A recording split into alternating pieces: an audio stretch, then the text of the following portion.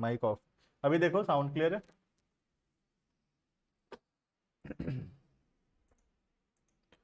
ठीक है, चलो स्टार्ट करते हैं। थोड़ा बहुत बचा हुआ है चैप्टर, कंप्लीट करेंगे। ठीक है,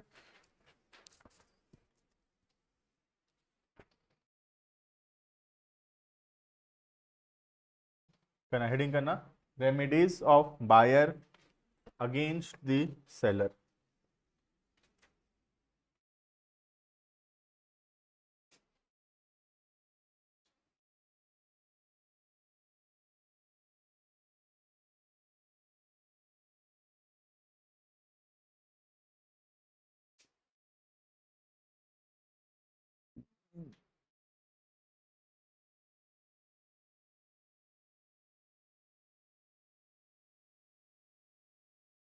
ठीक है, तो अभी तक हम लोग क्या पढ़ रहे थे, क्या क्या अधिकार है एक सेलर का। Seller rights against the goods और सेलर का right against the person that is buyer. अभी हम लोग पढ़ रहे remedies of buyer against the seller. ठीक है, बायर का क्या अधिकार है सेलर के खिलाफ। एसी बंद है क्या? चालू कर दो। वहाँ ठंडा लग रहा तो हट जाओ बोले, यहाँ क्योंकि बहुत गर्मी लग रहा। ठीक है, remedies of buyer against the seller. एसी थोड़ा गलत फिट हो गया, नहीं थोड़ा ऊपर होना चाहिए था, है ना, डायरेक्ट हवा नहीं आता यहाँ पे बैठे हुए। हाँ, वो एंगल लगा के होता ना, फिट होता तो। ठीक है, चलो लिखते हैं, छोड़ो। Remedies of buyer against the seller. Buyer का क्या अधिकार है सेलर के खिलाफ। ठीक है, लिखना point number 1, damages for non delivery.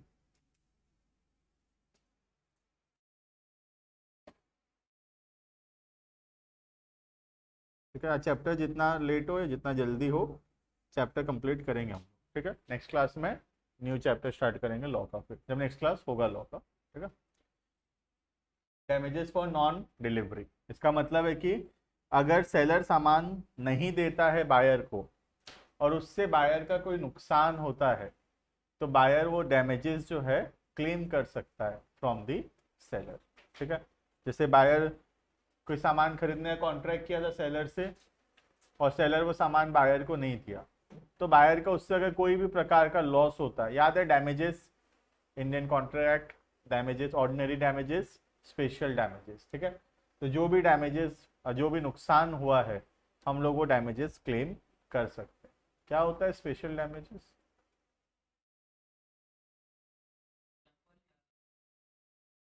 बता एग्जाम्पल।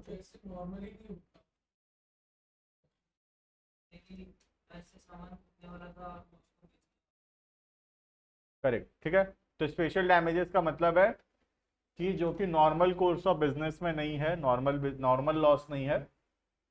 जैसे कि हम किसी से सामान खरीदने का कॉन्ट्रैक्ट किए थे 100 रुपए में, ठीक है, और इसको हम आगे बेचने का कॉन्ट्रैक्ट किए थे 120 में। तो क्योंकि ये 100 का सामान हमको नहीं दे पाया, 100 रुपए में सामान ही हमको नहीं दे पाया, तो क्योंकि ये 100 में नहीं दे पाया इसीलिए हम लोग 120 में नहीं बेच पाए। तो 20 रुपए का जो प्रॉफिट होता वो नहीं हुआ हमको, तो ये जो हमारा नुकसान हुआ इसको बोलते हैं स्पेशल डैमेजेस। ठीक है, तभी क्लेम कर सकते हैं जब सेलर को ये नोटिस हम दे रखे हैं कि हमारा कोई 20 रुपए का फायदा होने वाला है। बात समझ में आ रहा है? अगर ओरिजिनल सेलर को ये बात हम नहीं बताए थे कि हम ये फर्दर बेचने वाले हैं, और अगर सेलर सामान नहीं देता है एज ए रिजल्ट हम आगे नहीं बेच पाए, लेकिन हम सेलर को ये बात पहले से इन्फॉर्म नहीं किए थे, तो हम लोग ये 20 रुपए का डैमेजेस क्लेम नहीं कर सकते। कुछ याद है या मैं ऐसे ही बोल रहा हूँ बस? याद है कुछ? ये सब स्पेशल डैमेजेस में पढ़ाया गया है, कॉपी देख लेना। Special damages can only be claimed when notice of it is given to the other party earlier. ठीक है, पहले से अगर नोटिस था तो। कौन सा? चेक बाउंस, गलत चेक बाउंस हो गया उसकी वजह से कोई नुकसान होता है, कौन सा डैमेजेस था ये? जो नाम बताएगा, चलो एक चॉकलेट मेरे तरफ से नेक्स्ट क्लास। सही नाम कौन बता पाएगा? द टाइप ऑफ डैमेजेस, मैं एग्जाम्पल में बता देता हूँ क्या दिया था। मुकेश अंबानी का 100 रुपए का चेक बाउंस हो गया, याद आया?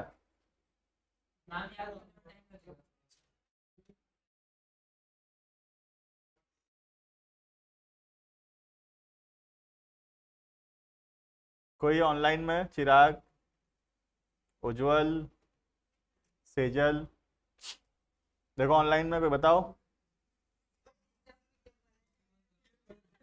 पलट दिए?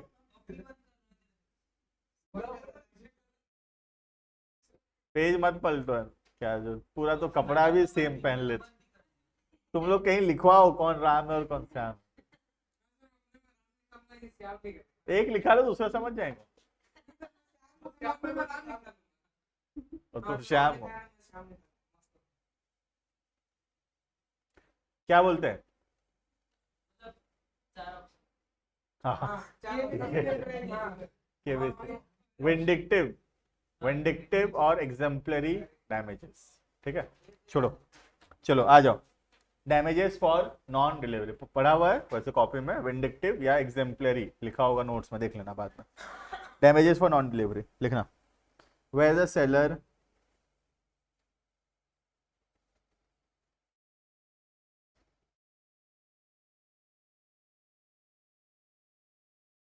wrongfully neglects or refuses to deliver the goods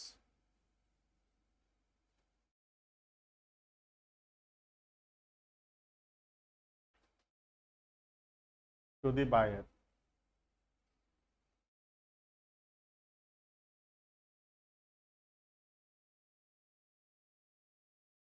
the buyer may sue the seller for damages due to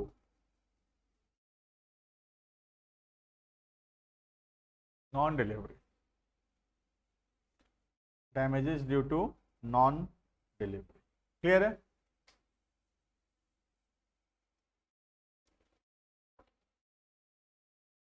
next point number 2, sue for specific performance. ये पहले पढ़ाया हुआ चीज है और तुमको याद नहीं आएगा अलग बात है। sue for specific performance।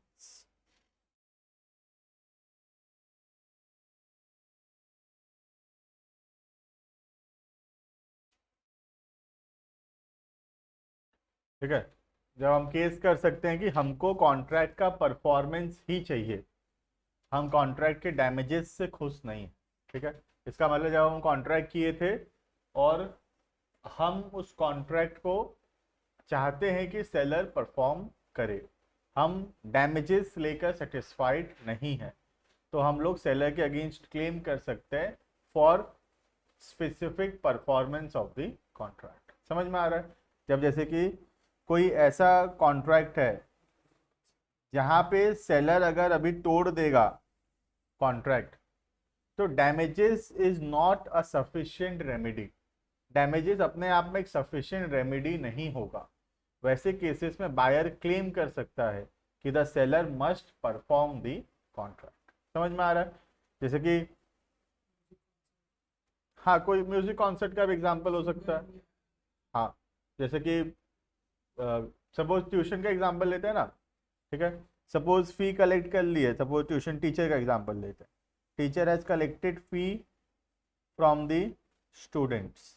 ठीक है, और after a period of let say 2 months और 3 मंथ्स टीचर बोलेगी अपना अपना फी रिफंड लो, हम नहीं पढ़ाएंगे, पढ़ाना बंद, फी रिफंड। तो fee refund is not a sufficient remedy any more, because पैसा रिफंड मिल भी गया, अब हमको कहीं और एडमिशन नहीं मिलेगा, और जब हमको कोई और कहीं और एडमिशन नहीं मिलेगा तो हमारा उससे बहुत ज़्यादा का नुकसान होगा। तो हम क्या बोलेंगे, सर पैसा रिफंड नहीं चाहिए, हमको पढ़ाओ। समझ में आ रहा है? तो हम लोग डैमेजेस से सेटिस्फाइड नहीं है। The damages is itself not a sufficient remedy.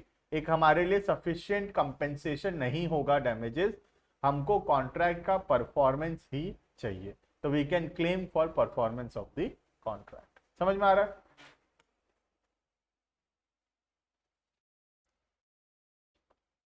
एक और कौन आया आज? आदर्श, वाह, ईद का चांद है। ऑनलाइन, लेकिन वो ऐप में कर रहा था क्लास, बोल रहा था। आदर्श ऐप में कर रहे हो कि बस आज बहुत दिन बाद लगा कि सी फाउंडेशन भी तो पढ़ रहे हैं अपने?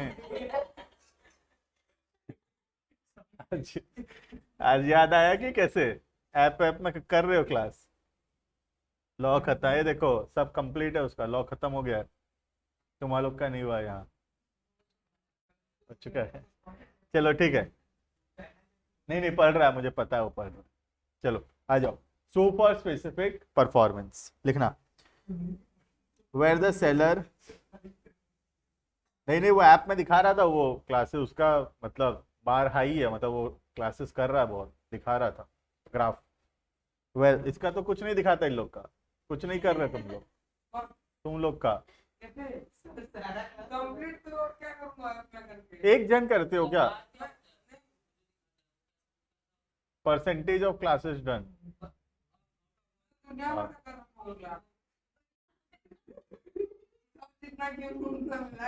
उतना तो मैं अपलोड नहीं किया हूँ। क्या क्या? हाँ हाँ वैसे हो सकता है ना। चलो लिखना, वेयर द सेलर, लिख लो लिख लो, where the seller commits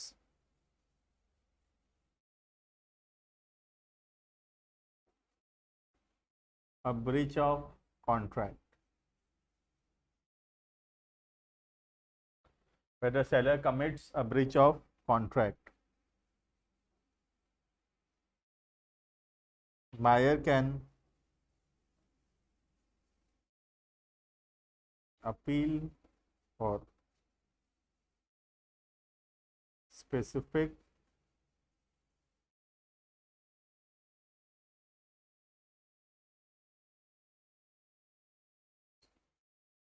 performance of the contract.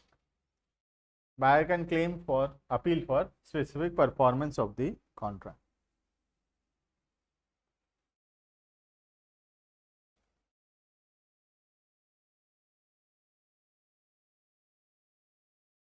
Specific performance is claimed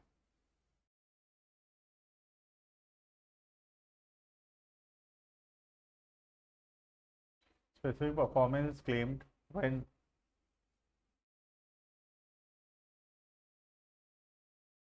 damages are not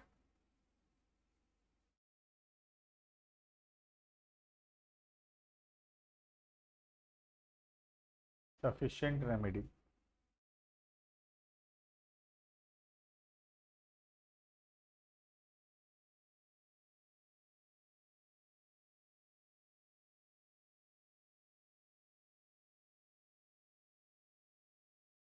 ठीक है, तो समझ में आ गया स्पेसिफिक परफॉर्मेंस।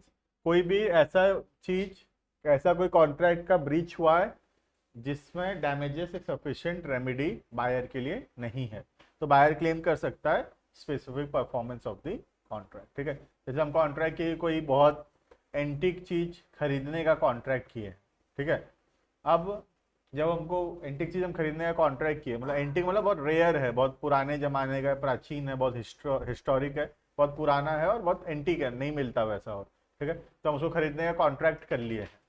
अब जब सेलर वो चीज़ नहीं दे पाएगा और सेलर बोल रहा है कि डैमेजेस जो भी नुकसान हुआ है तुम्हारा वो मैं भरने के लिए तैयार हूँ, लेकिन हो सकता है कि बायर डैमेजेस लेकर खुश नहीं, क्योंकि वो इतना एंटीक चीज़ खरीदना चाहता है, तो वो ज़्यादा पैसा देने के लिए भी तैयार था, लेकिन उसको वो सामान ही चाहिए, तो वो क्लेम कर सकता है कि नहीं मुझे डैमेजेस नहीं चाहिए, मुझे वो कॉन्ट्रैक्ट जो तुम किए थे उसको परफॉर्म कर कर दो।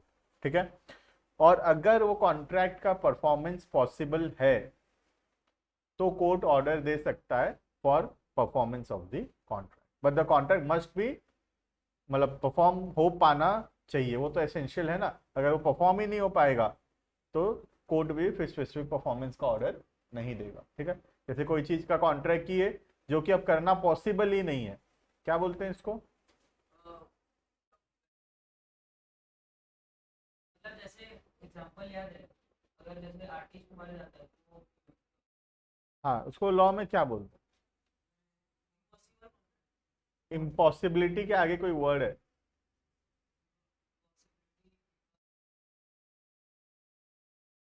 पॉसिबिलिटी के आगे वर्ड है।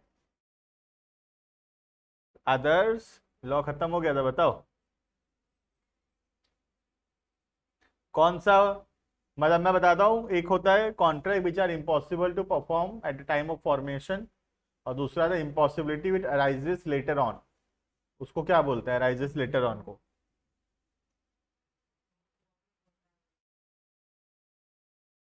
खोज के बताओ, कॉपी पलटो, खोज के बताओ।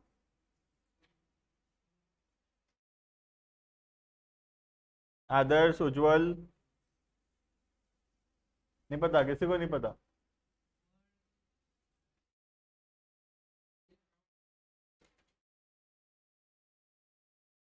वॉइड एब इनिशियो माइनर का है। कैसे करते हैं लॉ? जैसे अपने आज पढ़ते, अभी जैसे क्लास खत्म हुआ, अपने कॉपी अपने घर लेके जाते हैं, पूजा ला के साइड में रख देते, मम्मी धूप देती है, 2 दिन बाद क्लास है, फिर लो, हो गया मम्मी काम इसका खत्म, लेके जाऊं, लिए बैग में भरे, चलो भाई। ये काम है क्या लॉ का? ये घर में हो रहा है कि नहीं पढ़ाई, इससे खुलता है कि नहीं बुक कॉपी?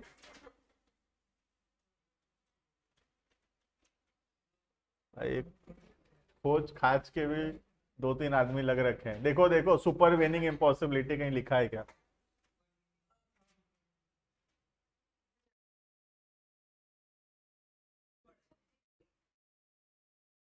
सुपर वेनिंग इम्पॉसिबिलिटीज, ठीक है। सुपर वेनिंग इम्पॉसिबिलिटी मतलब कॉन्ट्रैक्ट विच वाज मतलब valid eight the time of formation, but बाद में कुछ ऐसा हुआ जिससे अब वो कॉन्ट्रैक्ट और परफॉर्म करना पॉसिबल नहीं है, that is known as supervening impossibilities. चलो आ जाओ, नेक्स्ट खोज लेना, घर में खोजना मिल जाएगा, नेक्स्ट क्लास खोज के लाना। नेक्स्ट, पॉइंट नंबर 3 लिखो, सू फॉर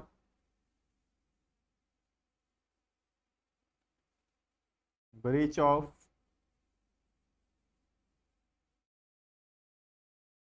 वारंटी।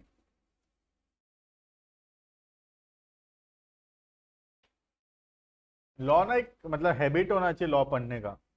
रोज ना अगर 15-20 मिनट भी तुम दो दो पेज, 3-3 पेज ऐसे ही पलटते रहोगे, देखते रहोगे क्या लिखा हुआ था, उतना भी करते रहोगे तो लेटर ऑन लॉ में मतलब बहुत ज्यादा मेहनत नहीं करना पड़ेगा। मतलब रोज subsequent impost, supervening, subsequent, post contractual, subsequent post contractual या सुपरवेनिंग इम्पॉसिबल, ठीक है। लिखना point number 3, sue for breach of warranty. ये तो पता ही है ब्रीच ऑफ वारंटी। वारंटी क्या था? What is warranty? The not the main purpose. Correct, the things which are collateral to the main purpose of the contract, जिसके टूटने से we can only claim damages, we can not cancel the contract. याद है conditions, warranty conditions में हम contract cancel कर सकते हैं, वारंटीज में हम कॉन्ट्रैक्ट कैंसिल नहीं कर सकते। ठीक है, लिखना व्हेन देयर इज, या वेयर कर दो, where there is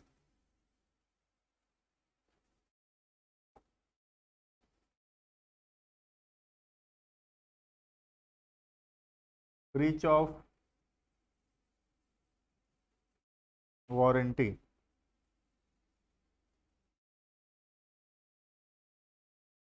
on the part of the seller,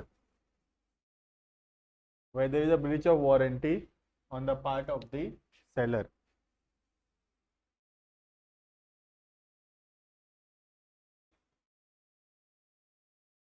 the buyer is not entitled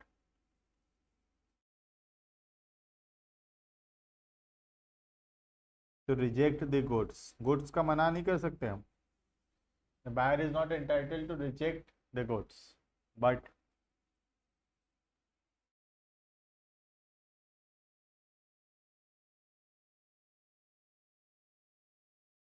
can claim for damages.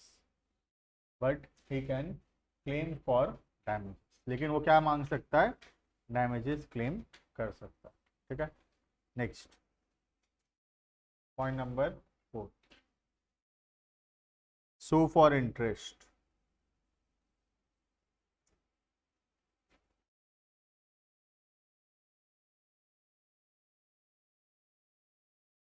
Sue for interest. ठीक है, लिखना.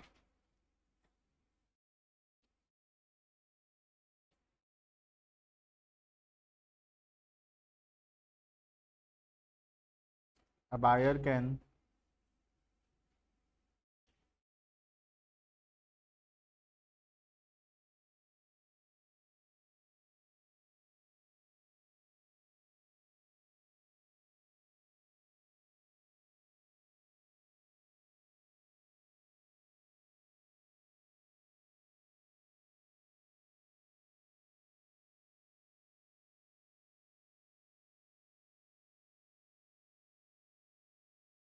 for breach of contract. ठीक है.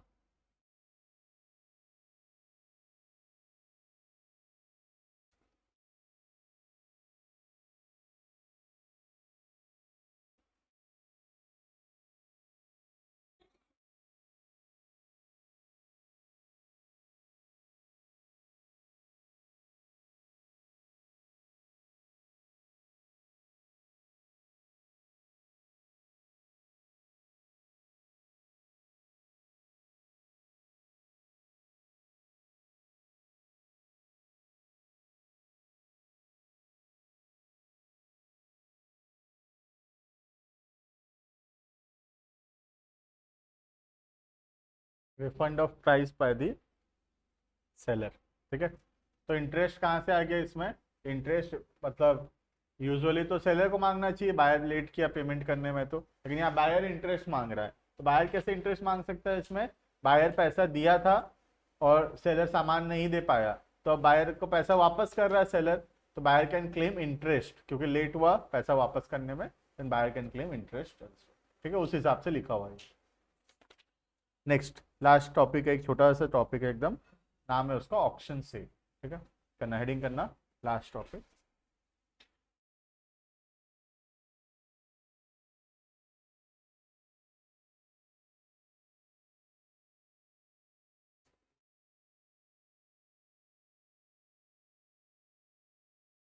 ऐसे तो ऑक्शन सेल नॉर्मली हम लोग थोड़ा बहुत मूवीज वूवीज में देखे होंगे, जो नीलामी होता है, या हम लोग आईपीएल भी देखे होंगे, जो प्लेयर बिकते हैं, बोली जो लगाते हैं. ठीक है. तो एक बेस प्राइस होता है, बेस प्राइस मतलब मिनिमम जितना पे बिडिंग स्टार्ट होगा, उससे कम में तो वो मतलब सेल ही नहीं होगा. तो एक बेस प्राइस होता है और बेस प्राइस से ऊपर बिडिंग करना स्टार्ट होता है. जो हाईएस्ट बिडर होगा उसको वो सामान सेल हो जाएगा. हाँ, कोई भी चीज का हम ऑप्शन कर सकते हैं. ठीक है. तो जो हाईएस्ट बिडर होगा उसको वो सामान सेल कर दिया जाएगा. अब कॉन्ट्रैक्ट कब कंप्लीट माना जाता है? When there is a fall of a hammer. Hammer याद है, एक तो हथौड़ा होता है कि नहीं, जो नीलामी लगा 10,001, 10,002, 10,003 सोल्ड, मतलब ये जो फॉल ऑफ हैमर है वहां कॉन्ट्रैक्ट कंप्लीट हुआ माना जाता है. ठीक है. तो जब तक हैमर फॉल नहीं हुआ है there can be bidding process चलता रहेगा. नहीं, ऐसा कोई रूल नहीं. ठीक है, वो एक तो हाँ नहीं, ऐसा कोई रूल नहीं. ठीक है, बिल्कुल भी, क्योंकि आईपीएल में सोल्ड मारता है डायरेक्ट, खत्म. ठीक है, वो ऐसे चला आ रहा है, ऐसे करते हैं तो लोग कर रहे हैं, ऐसे कोई रूल नहीं है. Fall of hammer is the rule, hammer fall होना चाहिए. ठीक है, वो एक बार हो या थर्ड टाइम में हो, उसमें कुछ रूल नहीं. तो ऑक्शन सेल नॉर्मली जब हम लोग सामान बेच रहे हैं बाय बिडिंग, हाईएस्ट बिडर को सामान मिलेगा, बेस प्राइस से चालू होता है, फॉल ऑफ हैमर होने से कॉन्ट्रैक्ट कंप्लीट होता है. ठीक है. एक पर्सन अपना बिड को विड्रॉ कर सकता है before the fall of the hammer, hammer गिरने से पहले वो अपने बिड को विड्रॉ भी कर सकता है। जैसे आईपीएल में कोई बोल दिया कि 3 लाख, उसके बाद ये 3 करोड़, लाख में तो है नहीं आईपीएल, 3 करोड़, और फिर वो वापस भी लेता। बोलो। नहीं नहीं, वो क्या है, अब जैसे आईपीएल वाले उसमें अपना रूल बना दिए कि हम लोग बिडिंग वापस नहीं लेंगे, ठीक है। लेकिन सेल कॉन्ट्रैक्ट ऑफ, ये जो ऑक्शन सेल का जो लॉ है, वो पावर देता है बिडर को कि वो अपना बिड को वापस ले सकता है। अब आईपीएल वाले जब बिडिंग कर रहे हैं, वो अपना एक अलग से रूल बना दिए कि कोई भी बिडर जो है, once the bid is given, he is not able to, he is not in a power to withdraw it, तो वहां पे फिर विड्रॉ नहीं हो सकता, ठीक है। लेकिन ऑक्शन सेल का जो रूल है एज पर सेक्शन 64, वहां पर ये पावर है एक बिडर को कि एक बिडर अपना बिड को विड्रॉ कर सकता है, बट कब, before the fall of the hammer, hammer गिरने से पहले। बिट कर रहे मैं वो एक अमाउंट के लिए बोला है, फिर मैं रेस किया, आप देखिएगा उसमें क्या होगा। हैमर डाल दिए, नहीं ठीक है तो मैं समझ गया था हैमर डाल दिए तो, ठीक है। पहली बात तो, अगर जो ओरिजिनल मालिक है, ठीक है, और ये जो बिडर है, बिडर तो एक एजेंट है, वो जो ऑक्शन करवा रहा है, ही इज एन एजेंट। हाँ, आईपीएल में भी तो,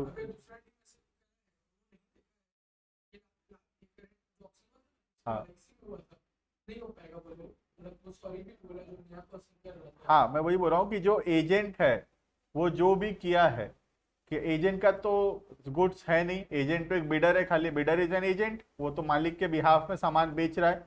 और एजेंट जो भी करता है, the principal shall be liable for the acts of the agent, तो एजेंट जो भी करेगा नॉर्मल कोर्स ऑफ बिजनेस में, the principal shall be liable. तो अगर ये बिड कोई कम अमाउंट में बिड को एक्सेप्ट कर लेता है गलती से, या फिर कोई बिड को बिना देखे दूसरे का बिड को एक्सेप्ट कर लेता है, then the principal will be bound by the acts of the agent, और उसको जितना में वो एक्सेप्ट किया उतना में ही बेचना पड़ेगा। किसका? हाँ, प्लेयर का ही लॉस हुआ उसका, but he is bound by the process of bidding, bidding के प्रोसेस से बाउंड है, क्योंकि बिडर एक एजेंट है, और एजेंट जो भी करेगा, the principal is bound for the acts of the agent. आज हमारे दुकान में स्टाफ कुछ भी करे, we are bound by the acts of the staff, ठीक है।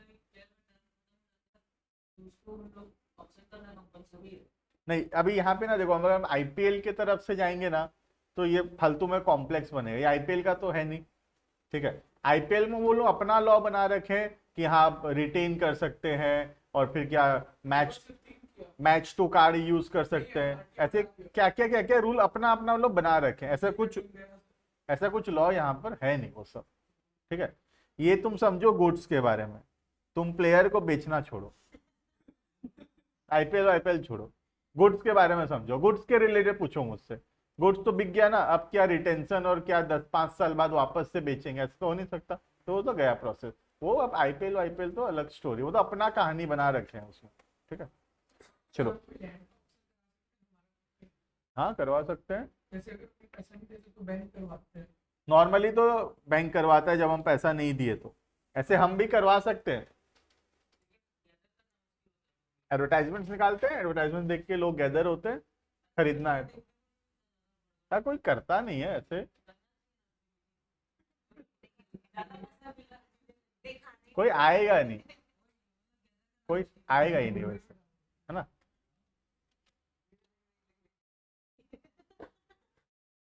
आ जाओ, ठीक है, लिखना ऑक्शन सेल, लिखना an auction cell,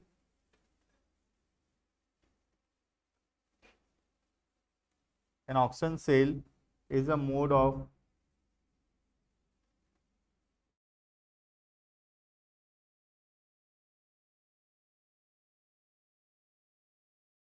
selling property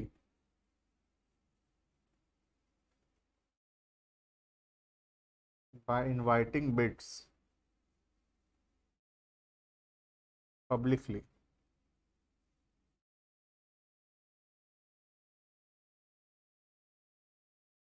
and the property is sold to the highest bidder, obvious सा बात है, तो हाईएस्ट बिडर होगा उसको बेचा जाएगा। एन ऑक्शनर, ऑक्शनर मतलब जो ऑक्शन करवा रहा है, is an agent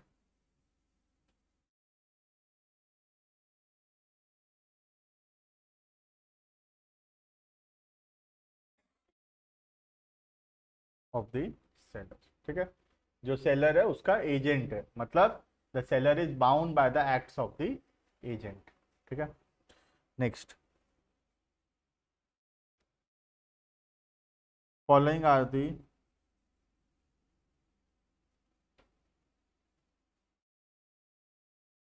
following are the important points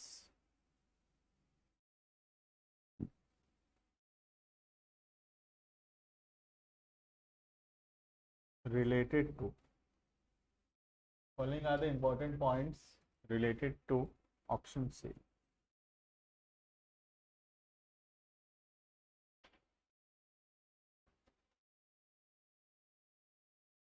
देखना, point number 1,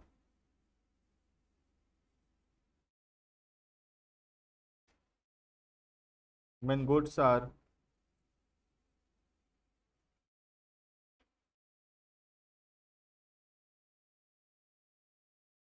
put up for sale in lots,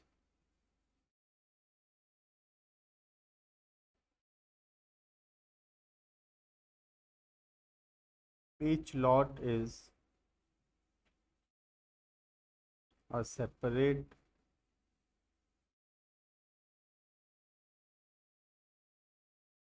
contract of sale,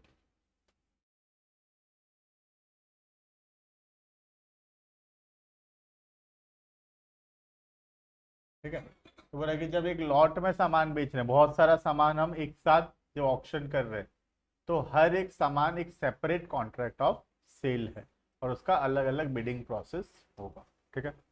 next, point number 2, the sale is complete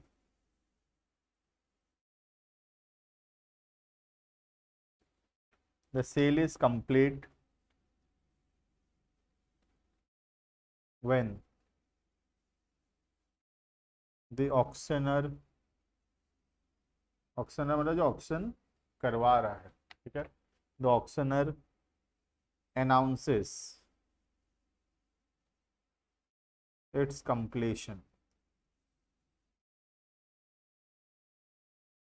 by the fall of hammer,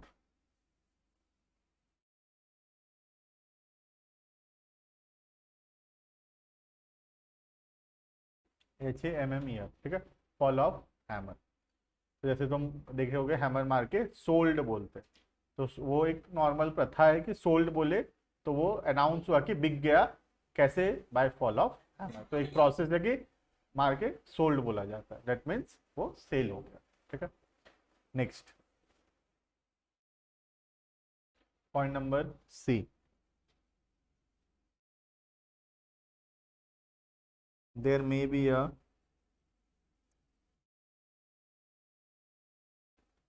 base price, there may be a base price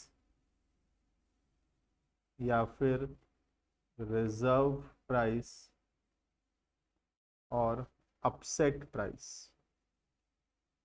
मतलब पता ही है जहां से bidding process चालू होगा, हो भी सकता है नहीं भी हो सकता, बेस प्राइस, कोई जरूरी नहीं है कि बेस प्राइस हो, तो बेस प्राइस चालू नहीं हो तो हम कितना भी रुपए से बिडिंग स्टार्ट कर सकते हैं, और अगर बेस प्राइस है तो मिनिमम बेस प्राइस से हम बिडिंग स्टार्ट करेंगे, ठीक है। Point number D,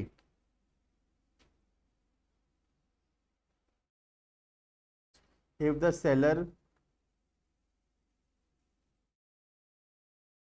makes use of, if the seller makes use of pretended bidding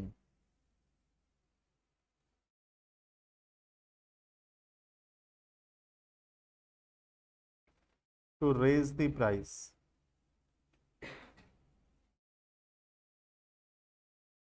the sale is voidable, ऐसा सेल वॉइडेबल हो सकता है।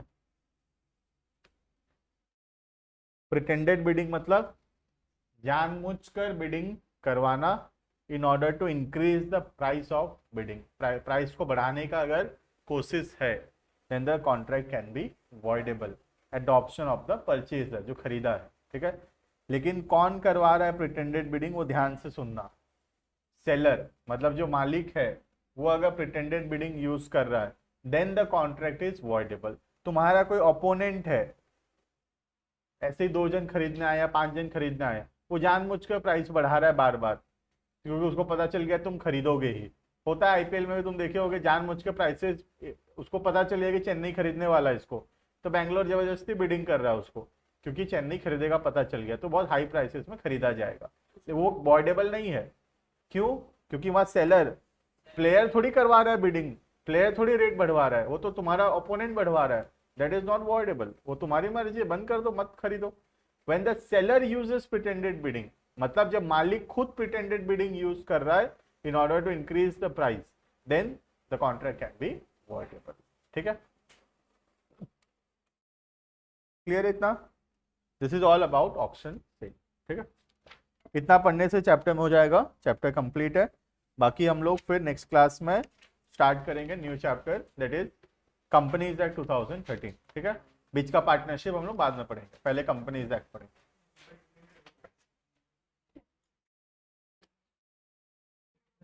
रिटर्न पहले से होता है। बेस प्राइस कौन डिसाइड करता है? वो तो जो सेलर है वो खुद डिसाइड करता है कि वो मिनिमम कितना रुपए में बेचना चाहता है। ठीक है, अदर्स